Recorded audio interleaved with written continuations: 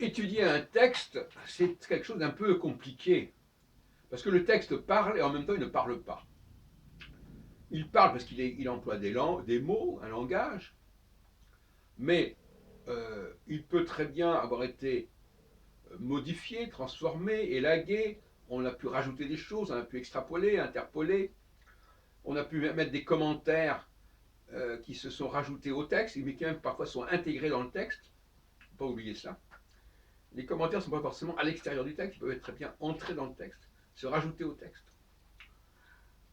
Moi, je suis un historien des textes, alors je sais de quoi je parle, je crois. Ce n'est pas l'historien habituel, l'historien des textes, quelqu'un qui prend les textes, notamment les textes religieux, les textes ésotériques, les langues, et qui les interroge, qui interpelle ces langues. Et que je dis bien interpeller une langue, ça veut dire, il y a pas, la langue, elle ne va pas parler.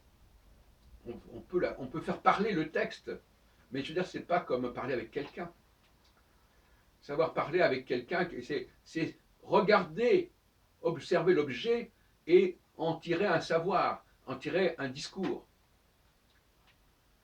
Et très souvent, l'esprit critique permet de dégager du texte des choses qui ont été rajoutées, ou des malentendus, ou des contresens, ou recontextualiser le texte.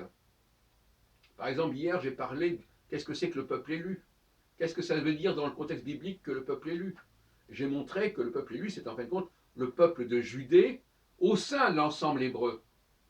Ce n'est pas le peuple élu par rapport à l'ensemble de l'humanité. Alors on se sert beaucoup d'Adam pour nous dire, vous comprenez, au début, c'était toute l'humanité était concernée, etc. Moi, je ne crois pas du tout à cela. Je crois que la Bible ne nous parle que des Juifs, que des Hébreux. Et que l'univers dont on nous parle, c'est le monde, c'est l'univers où nous vivons nous, et pas où vit l'ensemble de tout ce qui existe dans l'univers. Donc il y a des problèmes, il y a des erreurs d'échelle et des erreurs de contextualisation qui sont assez flagrantes.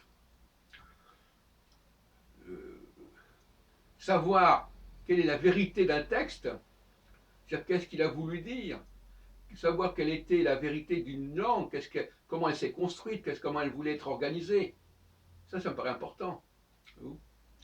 Et ça, c'est pas donné à tout le monde, évidemment.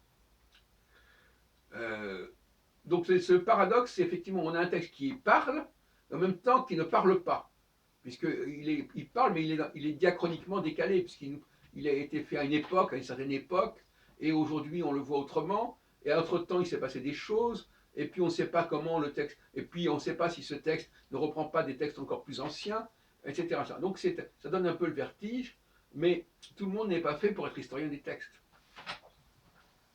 Il faut avoir un certain génie pour ça.